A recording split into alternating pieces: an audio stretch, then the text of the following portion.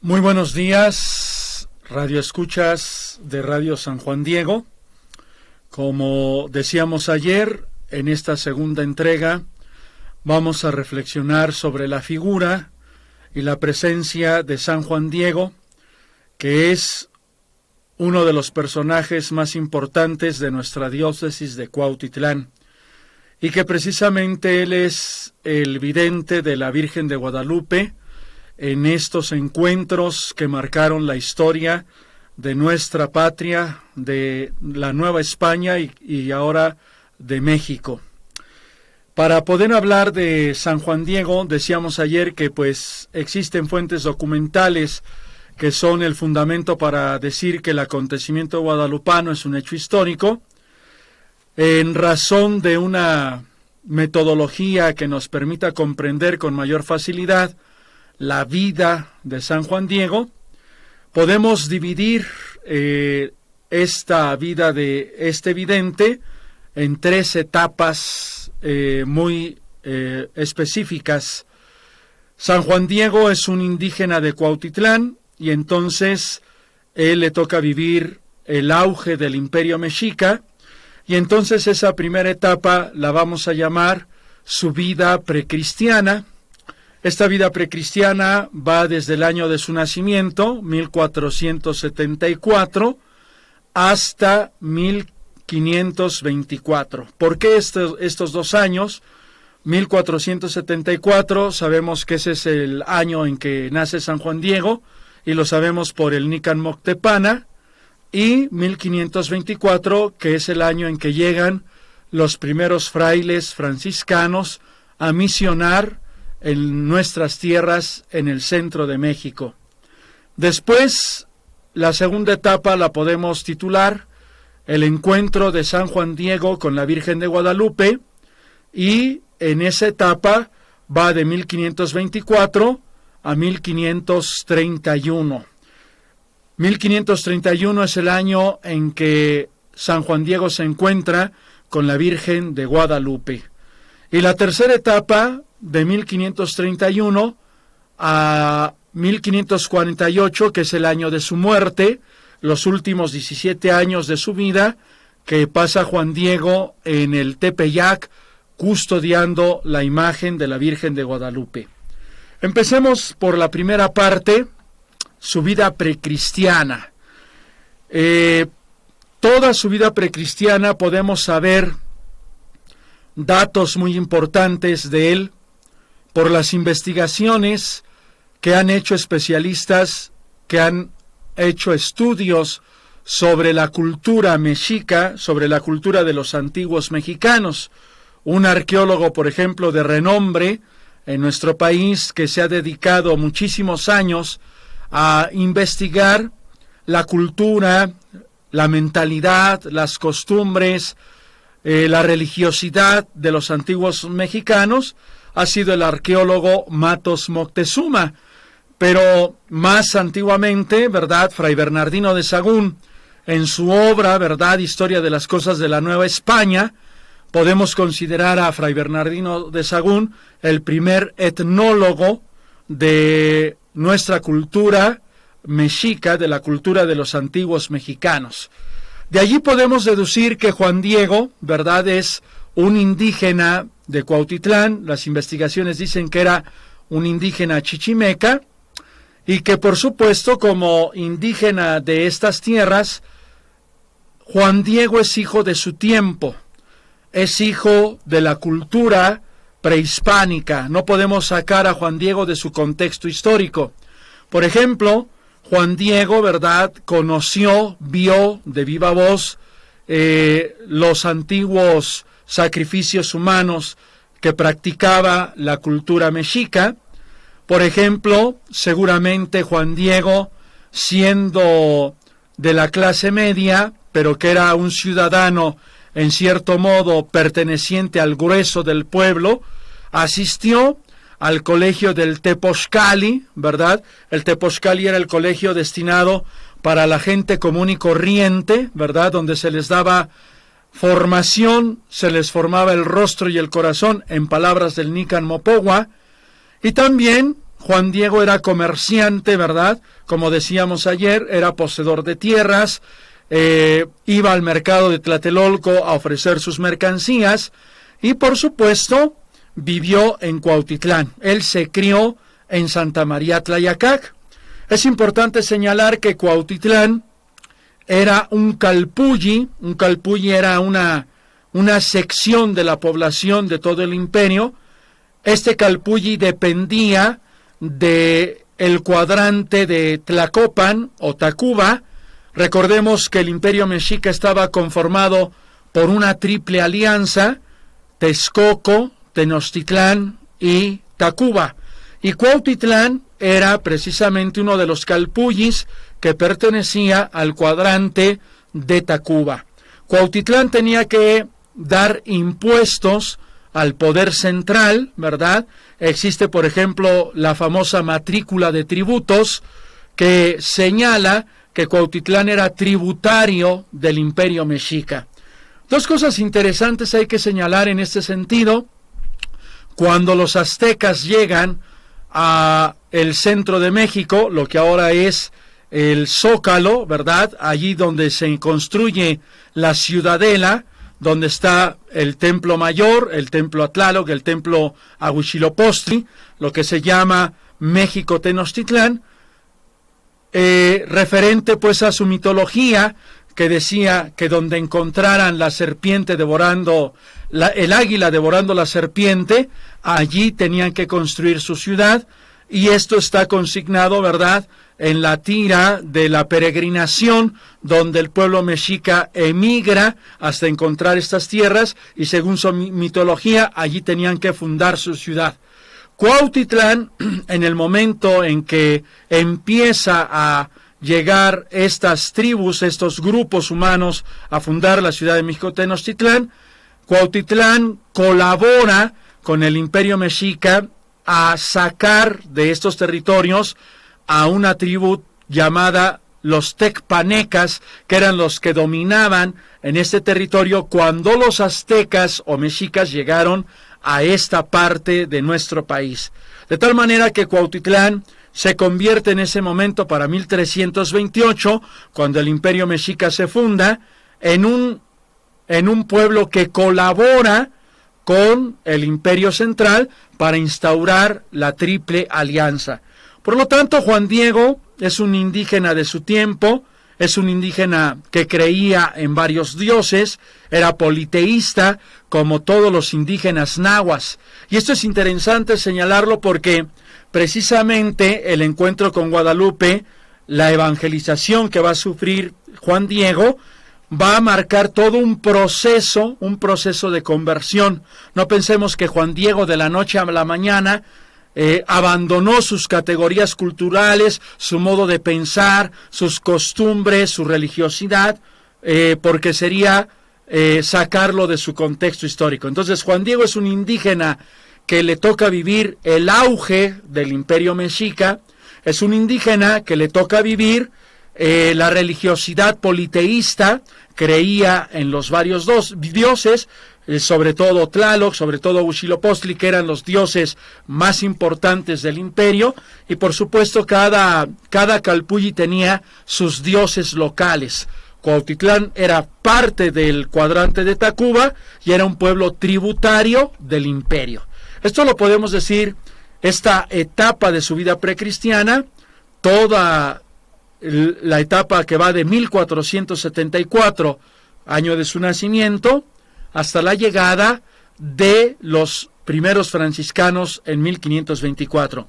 A este respecto hay que señalar como eslabón que va a conectar con la segunda etapa que vamos a decir, a Juan Diego le toca vivir precisamente el proceso de la conquista de parte de los españoles a nuestro imperio, al imperio azteca. Seguramente Juan Diego ve con dramatismo, ¿verdad? Ve con ese dramatismo la caída del imperio mexica, con la llegada de los españoles, que ellos arriban al puerto de Veracruz en 1519, lo sabemos por las cartas de relación que escribe Hernán Cortés, y empieza un proceso de conquista, ¿verdad?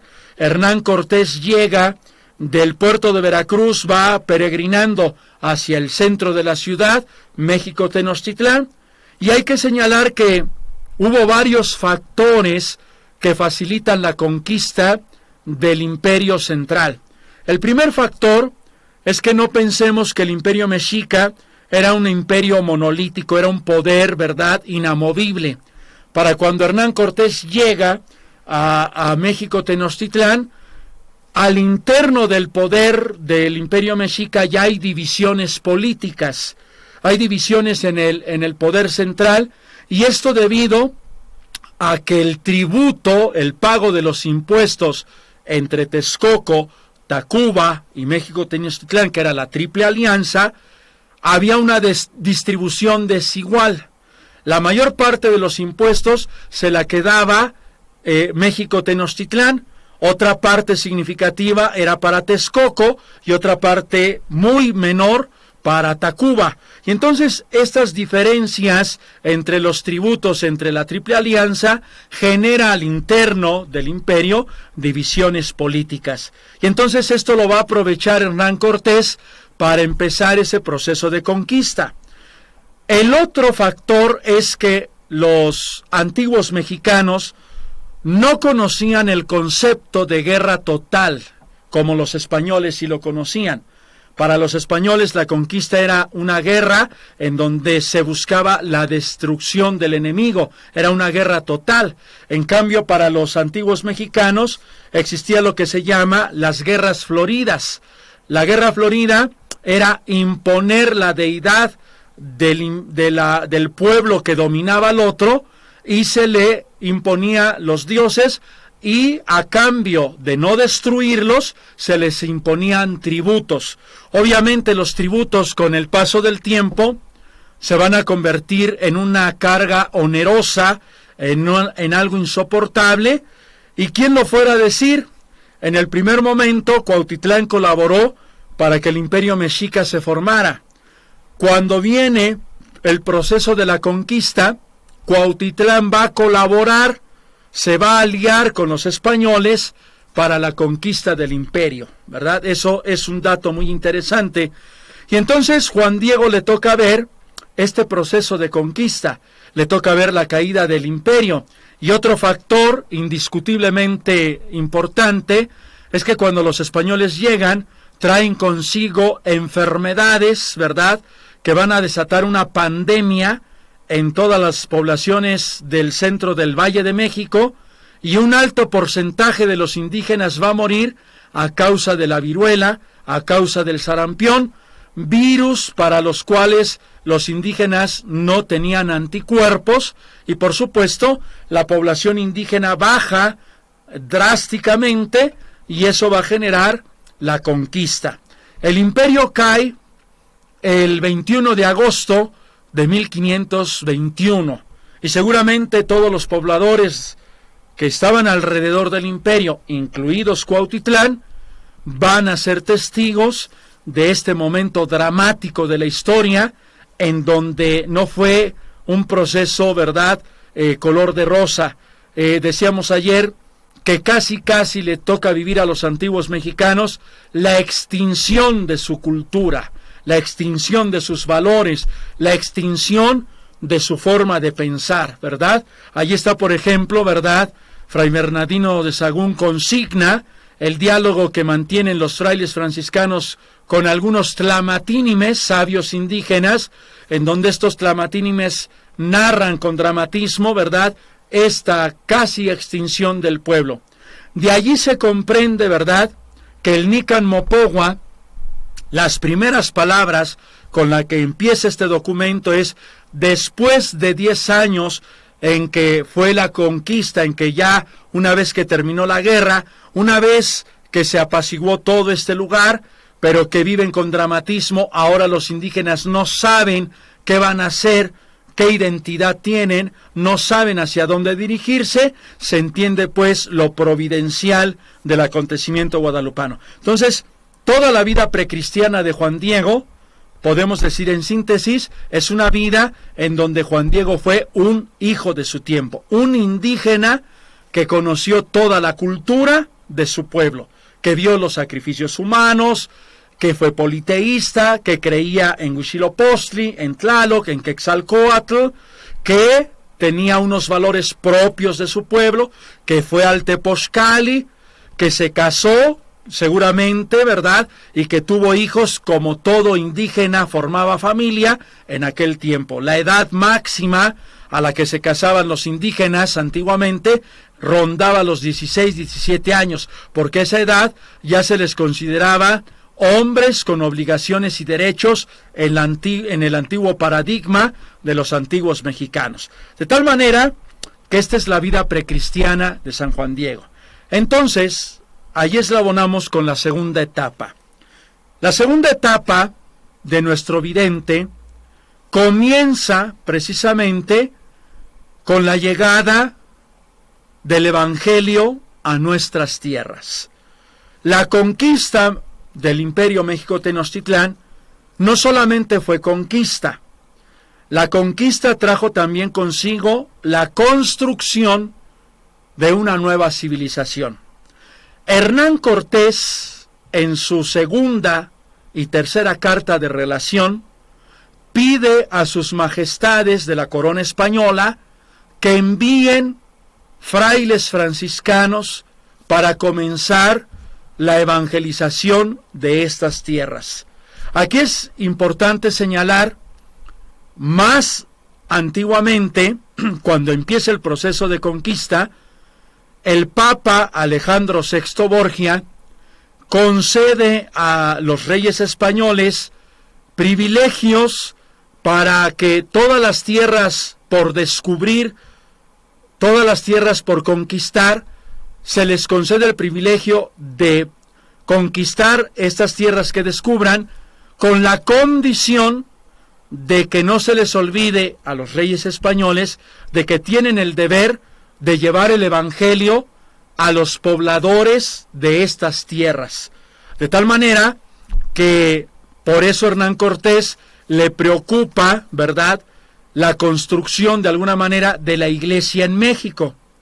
Y los primeros frailes que van a llegar a nuestras tierras en 1524, 1525, entre ellos, por ejemplo, ¿verdad?, todos los 12 franciscanos, Fray Bernardino de Sahagún, Fray Juan de Zumárraga, Fray Andrés de Olmos, Fray Andrés de Valencia, esos primeros 12 franciscanos que llegan a nuestro país, ¿verdad?, que llegan a México, traen la misión de traer el Evangelio a nuestras tierras.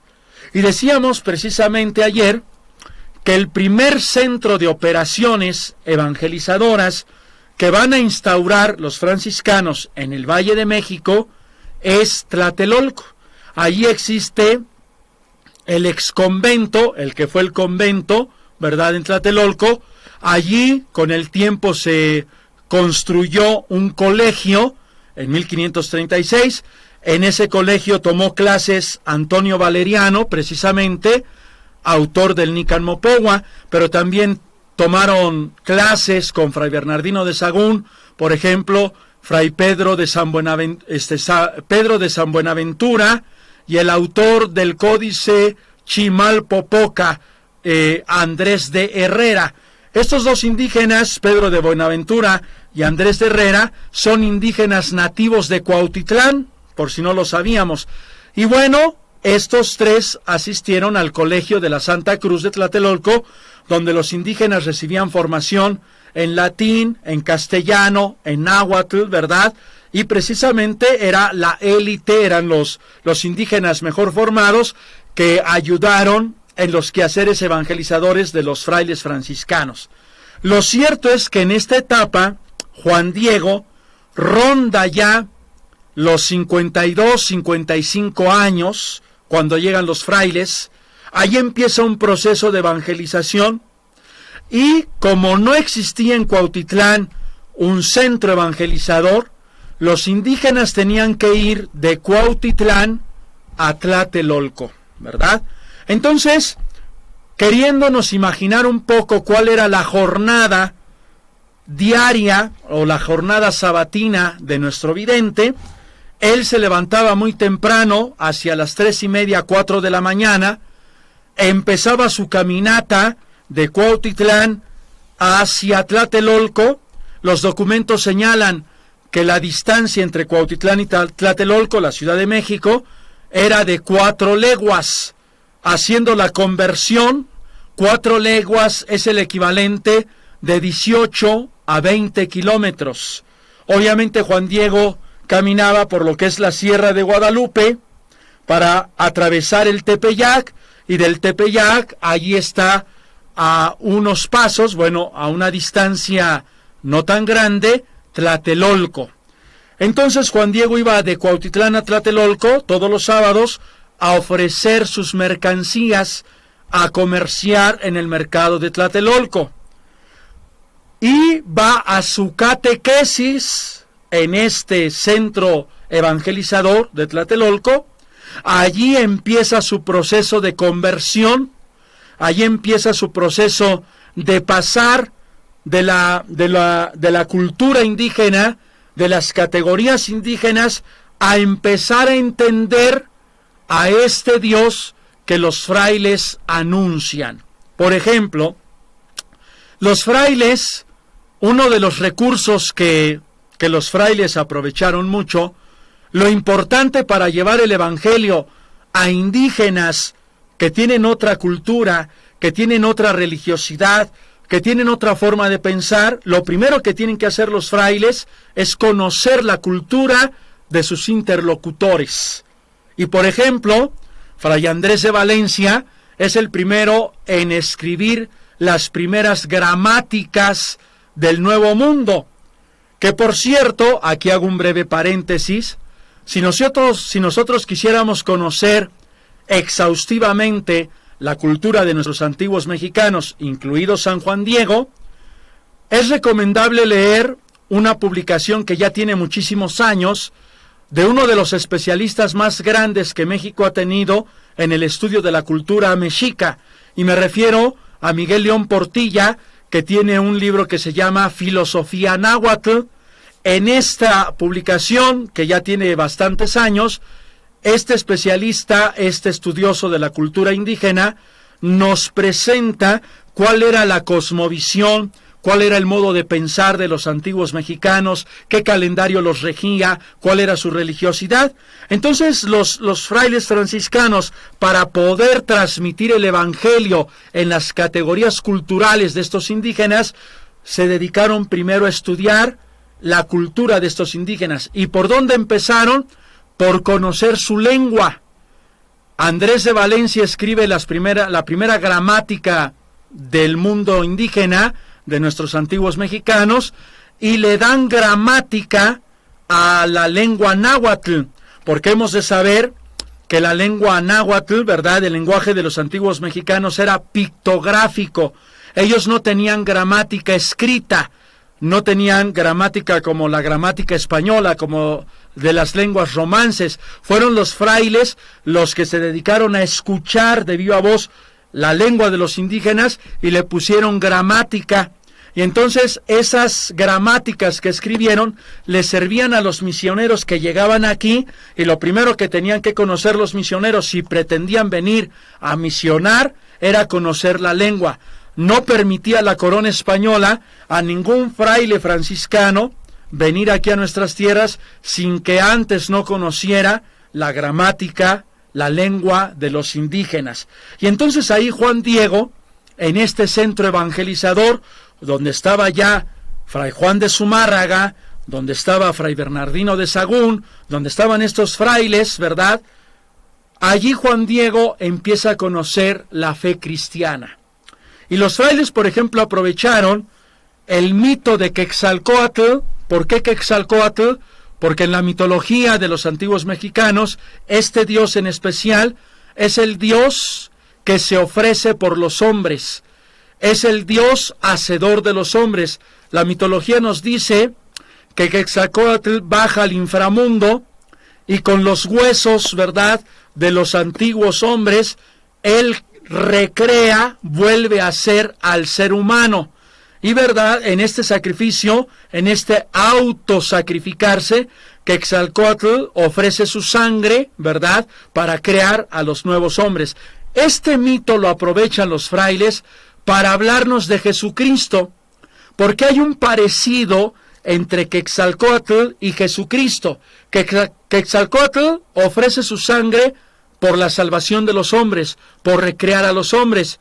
Y esta mitología la aprovechan los frailes para decir que el nuevo Quetzalcóatl, ese Quetzalcóatl es Jesucristo, que muere en la cruz y que ofrece su sangre por la salvación de los hombres. Y les dicen los frailes, ¿verdad?, a estos indígenas, que ya no hay necesidad de ofrendar más sacrificios, ¿verdad?, a las deidades, que ya no hay necesidad de sacrificios humanos.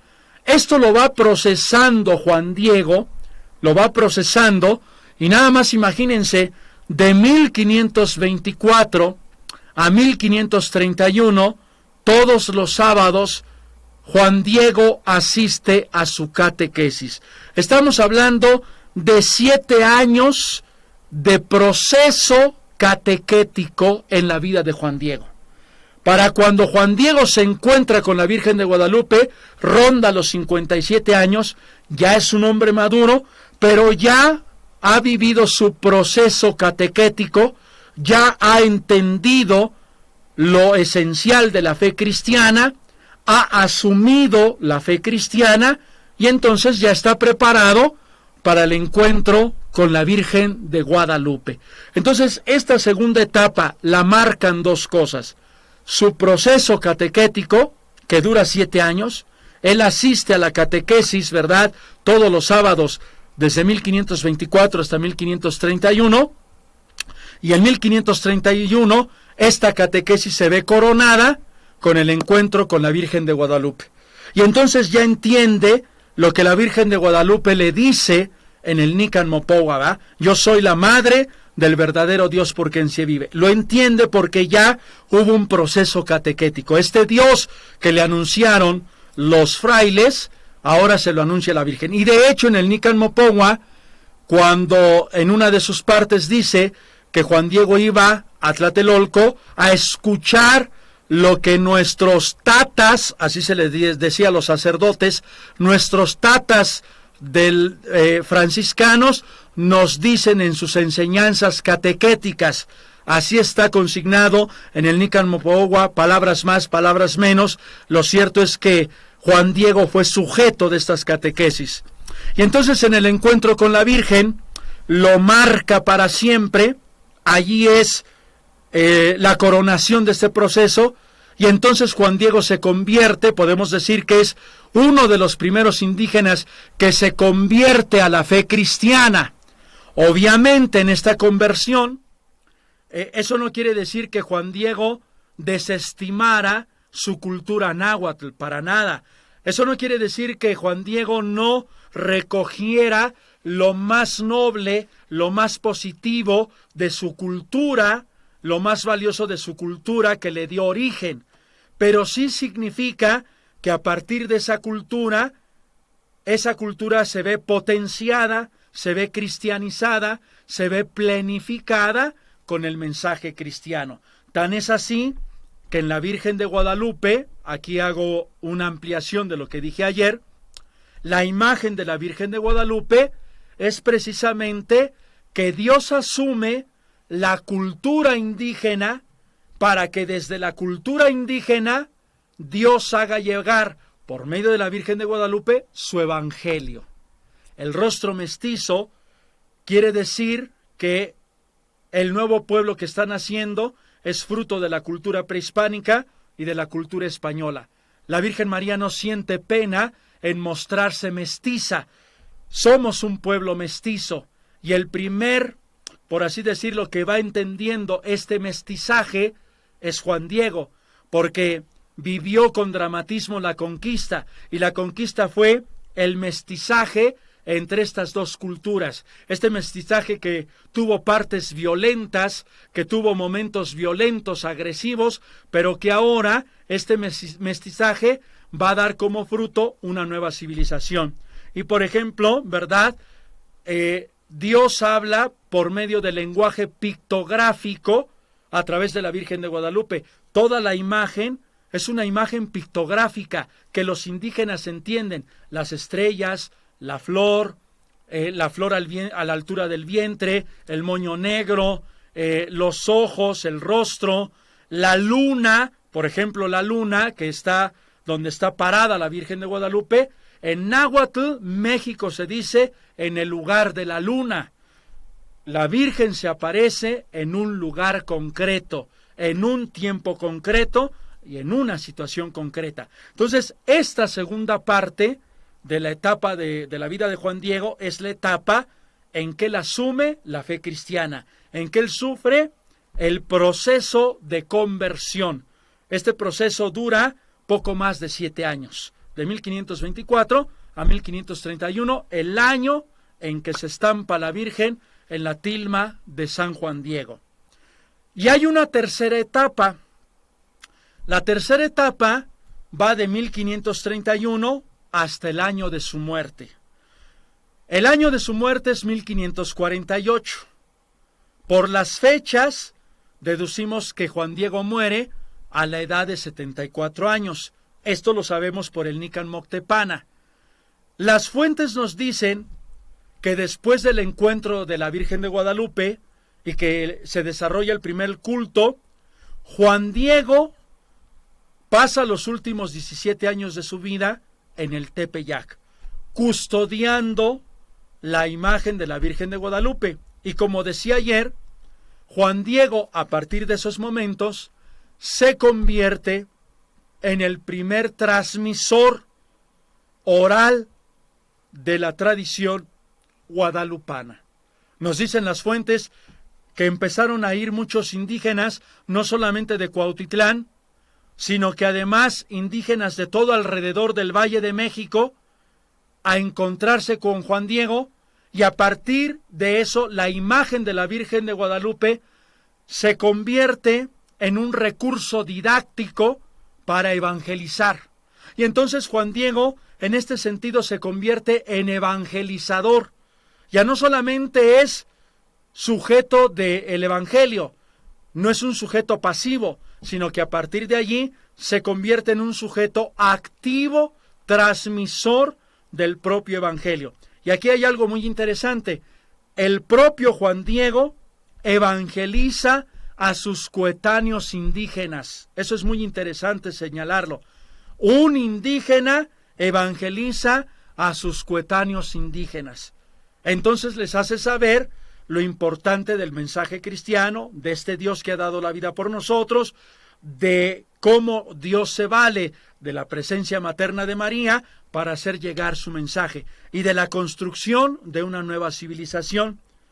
Por eso el Nican Moctepana nos habla, ya en su vida espiritual, que Juan Diego comulgaba con mucha frecuencia la Eucaristía, que Juan Diego hacía oración, que Juan Diego hacía prácticas penitenciales. Nos dice el Nican Moctepana que practicaba disciplinas, que barría el templo, que le hablaba a Dios a través de la Virgen de Guadalupe, que recibía a sus hermanos, que les transmitía la fe, y que al final de su vida muere allí en el Tepeyac. Aquí quiero señalar algo muy interesante. Esta vida santa, porque ya es una vida conforme al Evangelio, la testifican quienes conocieron también a Juan Diego.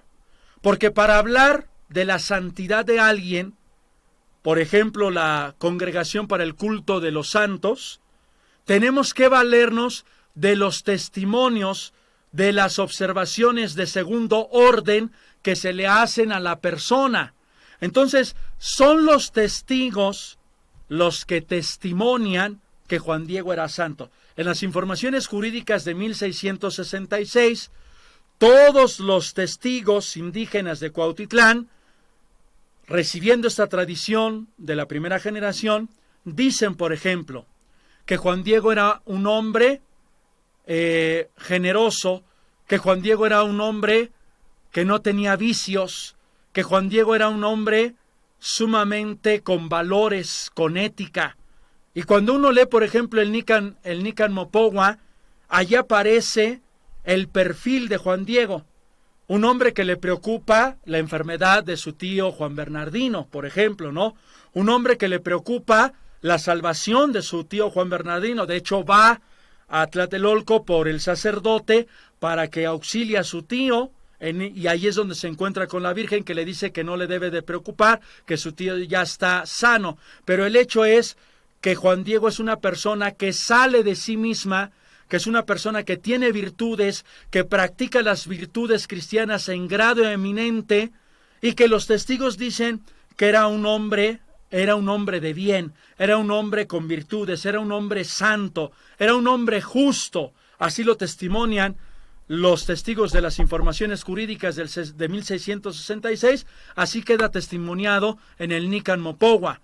De tal manera que hay coherencia, hay convergencia en las fuentes para decir que precisamente Juan Diego vivió un proceso de conversión, vivió un proceso de santificación, y que al final de su vida era un hombre justo, era un hombre santo. Esa es la importancia con respecto a nuestro 8º Congreso Nacional. ¿Por qué ponemos en el Congreso a Juan Diego como una figura importante a tomar en cuenta en nuestro Congreso? Porque Juan Diego es un hombre que nos guía, que nos encamina hacia Jesucristo en la Eucaristía, porque él mismo vivió ese camino, porque él mismo vivió ese proceso. Y entonces en el lema del Congreso dice, ¿verdad? Jesús Eucaristía, quédate y camina con nosotros, con San Juan Diego como guía. Es decir, que Juan Diego vivió el proceso de conversión, vivió el proceso de la iniciación cristiana, vivió el proceso de conversión, y por eso lo ponemos como guía en el Congreso, que nos puede ayudar a llegar a Jesucristo en la Eucaristía. Quiero señalar algo todavía más interesante antes de finalizar. En el proceso de canonización de San Juan Diego, ¿verdad?, que hace la Congregación para el Culto de los Santos en su momento, señala, entre otras cosas, ¿verdad?, que Juan Diego intervino en un milagro, porque para canonizar a alguien se pide de parte de la congregación un milagro. Esta es la palabra que usa la congregación para hablar de un acontecimiento donde la ciencia, ¿verdad?, no termina de explicar cómo sucede tal o cual acontecimiento. El hecho es que en el proceso de canonización de Juan Diego, el milagro consistió en la curación milagrosa de un niño, ¿verdad?, que sufre una caída de la azotea de un edificio y que es curado milagrosamente. Se le había declarado muerte cerebral y la mamá de este niño pide la intercesión de Dios por medio de Juan Diego, y este niño es curado milagrosamente. De ahí entonces que el milagro de alguna manera también testifica la intervención de nuestro santo. Esta santidad también se ve expresada en múltiples expresiones culturales, ¿verdad? Pinturas, arte pictográfico, señalan de algún modo la relevancia de San Juan Diego. De tal manera que al final de su vida muere en el Tepeyac a la edad de 74 años, y obviamente, ¿verdad?, el proceso de canonización se empezó hasta 1998. Juan Diego es canonizado en julio del 2003, en la última visita que su santidad Juan Pablo II realizó a nuestra patria. Juan Diego es canonizado en julio del 2003. Y bueno, con esto damos por terminada la segunda entrega. Entonces, que quede claro. Podemos dividir la vida de Juan Diego en estas tres etapas, ¿verdad? La primera etapa es la vida precristiana, de 1574 a 1524. Toda esa etapa vive como un hijo de su tiempo, de la cultura mexica, la cultura náhuatl. De 1524 a 1531 es la etapa en que él sufre su proceso de conversión, de cristianización, y que se ve coronada esta etapa con el encuentro de Juan Diego con la Virgen de Guadalupe, y su etapa final, que es la etapa misionera, es la etapa en que se convierte en un transmisor de la fe cristiana y de la Eucaristía a través de la Virgen de Guadalupe. Va de 1531 hasta el año de su muerte en 1548. Las fuentes nos hablan entonces que estas son las tres etapas que vive nuestro vidente. Hay mucho que conocer de Juan Diego y ojalá esto pueda servir para que cada vez más tengamos a San Juan Diego como un personaje relevante de nuestra diócesis de Cuautitlán. El Congreso nos va a ser la oportunidad en que demos a conocer a este santo que en muchos aspectos resulta ser desconocido para muchas personas. Muchas gracias por su atención y gracias por su generosidad. Que Dios los bendiga.